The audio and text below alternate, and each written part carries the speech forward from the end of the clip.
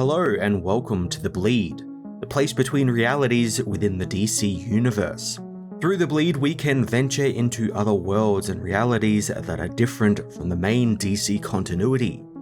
Today on our first episode of Into the Bleed, we are heading to the reality I think many will be familiar with, the New 52. The beginning of a new universe, one that drastically changed many of its inhabitants in the wake of the Flashpoint. One person who was changed quite a bit, but maybe not in the ways you think, is Superman. And so let's take a look at Action Comics issue 1 by Grant Morrison, Rags Morales, Nick Bryant, and Brad Anderson.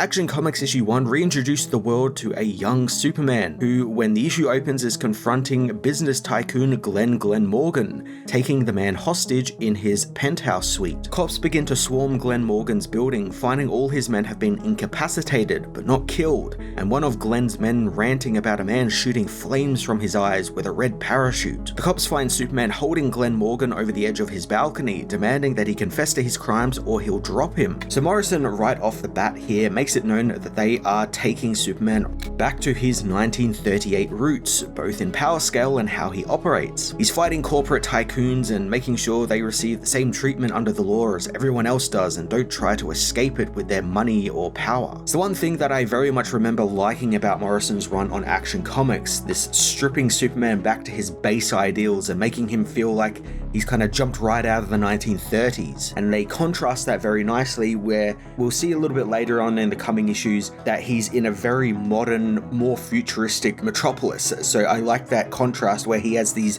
old school ideals and he's trying to combat the future more or less. The cops demand Superman drop Glenn, but he won't since he needs to confess first. But since he won't, Superman falls back off the building, letting Glenn fall for a little bit before catching him, landing on the ground with him. The man immediately confesses using illegal cheap labor, bribing people, having no safety standards, and much more. Superman tells the gathering police and Glenn that they are to treat people right or expect a visit from him. Superman's classic charm really shines through here, and Morrison mixes it really well with a youthful arrogance as Superman postures a little bit here, spotting the detective who's after him has an ulcer in his stomach with his X-ray vision, and he knows the cops want to test if what the Daily Planet says about him is true. So one of the cops ends up shooting at Superman, but he catches the bullet before leaping over the cops and speeding off down the street. I really like how energetic the book feels here in its opening. It covers so much of this character in just these first 6 pages, establishing this is a much younger Superman than we've used to at the time, and one who isn't all powerful since Morrison strips him of his classic powers like flight. This Superman cannot fly yet,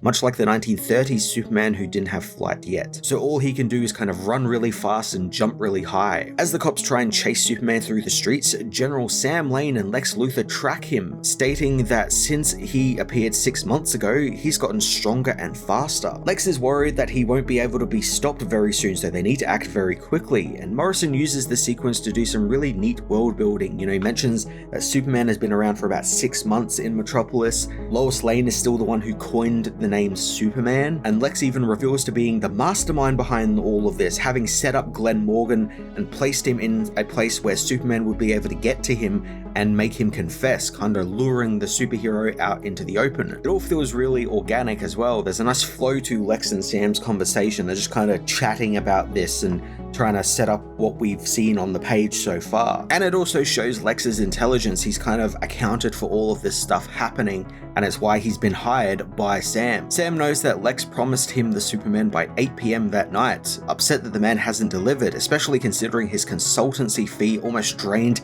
his Steel Soldier project budget. Lex isn't too worried since he begins the next part of his plan, as while Superman continues to escape the cops, Galileo Square, a low-income neighborhood, begins to be torn down by giant wrecking balls. Buildings are still filled with people though, and Superman overhears their screams, so he leaps into action. Superman manages to stop the wrecking balls, allowing the people to escape the building unharmed. Before long though, several military tanks appear in this square owned by Lex, firing electrified nets at the hero. I'm probably going to be saying this quite a lot through these first few arcs of this book, but I adore how back to basics this Superman is. You know, he's not the Superman who can punch planets out of the sky yet. You know, he's just really just like a slightly more powerful man. And it feels like the Fleischer cartoon Superman, where he is strong and does incredible things, but like things like smoke bombs or explosions, or in this case nets, can still affect him, and he still can, you know, be overcome by them and be hurt. I feel it really speaks to Superman's unbreakable spirit as well, that despite all of this, he just keeps coming and won't stop either. Superman breaks free from the electrified nets and uses the wrecking ball to smash the tank treads up, crippling it. Another tank, however, appears and fires on him, injuring him with an explosion, but before the tank can fire again, the people Superman rescued from the buildings earlier step in to help him, getting him back to his feet and standing in the way of the tanks. This is the stuff I really love about a Superman comic, when he's on the ground with the people, you know, he's helping them, he's protecting them, and they get a chance to help return the favor as well, and they kind of treat him as like a friend. It's Superman, the champion of the oppressed, he's the hero of the people. The threats though aren't over, as the cops soon arrive and some of the buildings nearby open up to reveal hidden guns and drones, which begin to blast Superman, but the hero leaps high into the sky before the cops can get to him. I love the design of the drones here as well, because they're really so ridiculous, and they're one of those things that like you probably would have just come up with in like 5 minutes,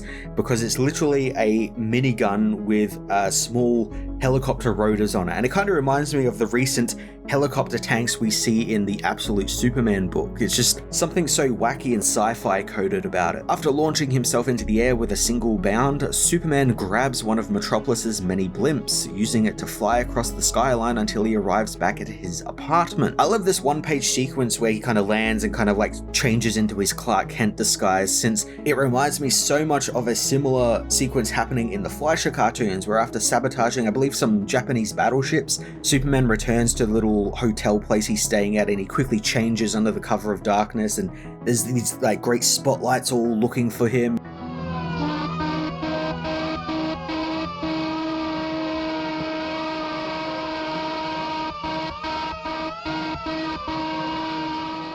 I feel Morrison is the type of person to have absolutely seen that and have Rags Morales pay homage to that right here. Clark still looks rather rough though, thanks to all of the explosions and the electrified nets he had to deal with, and when he runs into his landlady, Mrs. Nixley, she notices the injuries. Clark, however, plays it off as Intergang not really liking the latest article he wrote on their influence on Metropolis's dock unions. I do like how Morrison does the Clark disguise here. He's done it before in All-Star Superman as well, and I like how, you know, we see him kind of do the disguise, like he puts it on in real time almost, where, you know, he has the messy oversized clothing to hide his physique, he has that slight hunch in his back, he's got the kind of oversized glasses that make his eyes look really round, he wears his hair very messy and like a mop top, so you can kind of buy like this is a disguise that would work. It would totally work, and Morrison is one of the writers where I think they totally understand the whole dynamic of the Clark disguise and how he changes himself, kind of like how Chris Reeve did it in the Superman movie. You got the hunch,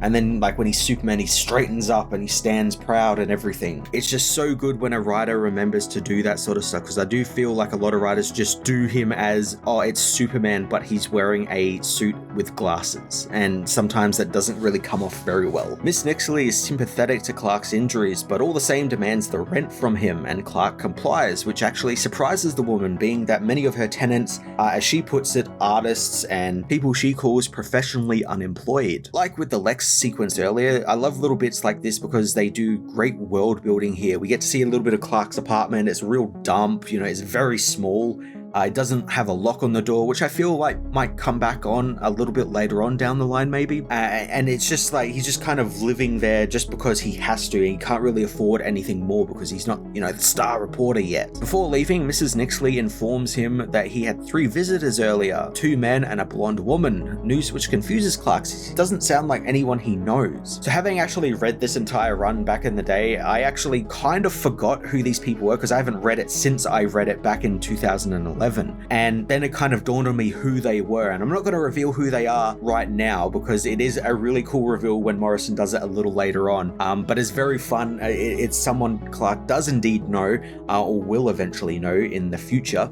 But it's a very fun reveal, and I can't wait for you guys to actually see who it is. Once alone, Clark calls his friend Jimmy Olsen, who he finds is with Lois Lane, and they are tailing Gus Grunding, one of Glenn Morgan's ex-enforcers. Now, one thing I did notice rereading this book is the names that Morrison has given all of these thugs and criminals, like Glenn Morgan, GG, Gus Grunding, GG, is like the names that like kind of sound very similar to, you know, the Lois Lane or Clark Kent. You know, they have the same sort of like that rhymey sort of sound to it, and I kind of like that. It kind of makes them feel like 1930s gangsters in a bit of a way. This is also where Morrison delivers a bit of a twist, as Clark is a reporter. We've seen him filing stories on Glenn Morgan, but he works for the Daily Star, not the Daily Planet. Because of this, Lois doesn't want Clark to know what they are up against, but he keeps trying to tell Jimmy not to get on that train and follow Gus. Lois thinks that he's just trying to sabotage their scoop, so they board the train, following Gus deeper into the train car. Clark learns that Glenn Morgan planned to kill off Gus on the train and races to help his friends, ripping into the subway tunnel and speeding off down the pressurized track towards the train, which begins to slowly pick up speed, getting more and more faster. As Gus pulls a gun on Lois and Jimmy, the train slams into Superman, whose ears pop from the sheer force, causing them to bleed. The train begins to crumple thanks to it hitting something as solid as steel, but it begins slowing down slightly. There's another really great bit of the people of Metropolis here standing up to the bad guy, as when the train jolts, when it hits Superman, all of these passengers kind of dogpile Gus and pull the guns out of his hands and keep him subdued. I kind of like that little thing that's kind of been a running thing throughout this issue, where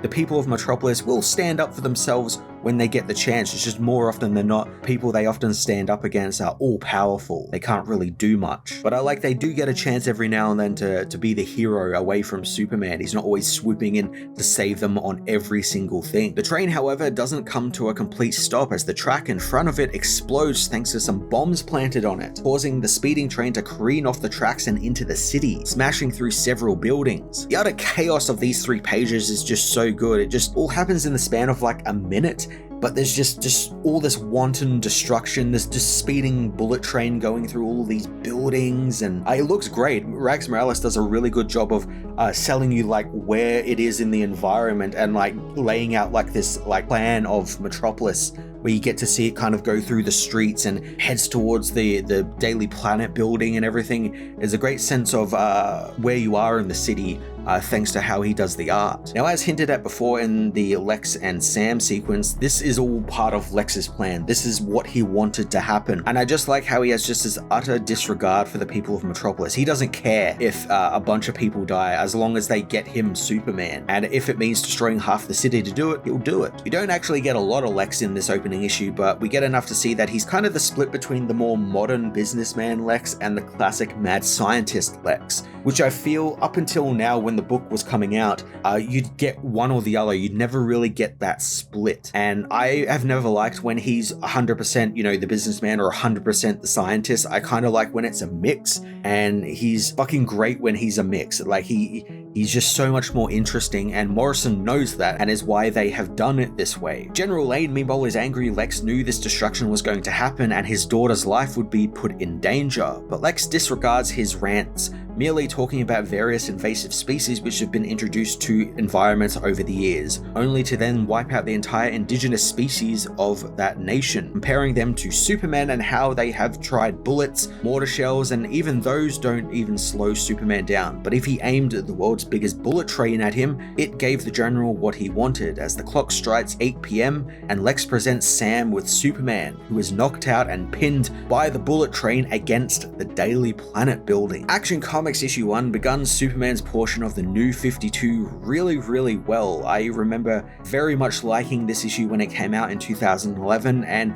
revisiting it here for the first time since then, is no different. I thoroughly enjoyed it. I adore the less powerful Superman, bringing him back around to his more earlier counterparts, making him more of a champion of the oppressed than a man of tomorrow. Morrison and Morales set up a really fun story here with Lex coming for Superman, and the little pieces we get of the larger world, of where Metropolis is, Clark's working at the Daily Star, how Clark fits into the dynamic with Lois and Jimmy, and how he's seen as their rival. It's all really fun, and I can't wait to revisit more of this as we continue this series. I highly recommend you check it out if you haven't. It's a great jumping on point for Superman, especially if you want to begin with the New 52 era. And join me next week when we dive into issue 2 and find out what has become of Superman after being captured by Lex Luthor.